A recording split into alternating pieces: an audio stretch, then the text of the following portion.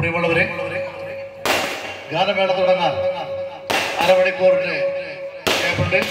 അതിനുള്ളിൽ എല്ലാവരും തന്നെ രാജീവൻ പങ്കാളിന്റെ വീട്ടിലെത്തി ഭക്ഷണം കഴിക്കണമെന്ന് വിനീതമായി അഭ്യർത്ഥിക്കും. എല്ലാവർക്കും ഭക്ഷണം അവിടെ സജ്ജമാക്കിയിട്ടുണ്ട്. എല്ലാവരും അവിടെ പോയി ഭക്ഷണം കഴിച്ചുകൊണ്ട് നമുക്ക് അരമണിക്കൂറുള്ളിൽ ഗാനമേള ആരംഭിക്കണം. ആ സമയത്തുള്ള എല്ലാവരും തന്നെ ഭക്ഷണം കഴിച്ചുകൊണ്ട് സഹകരിക്കണമെന്ന് അഭ്യർത്ഥിക്കുന്നു.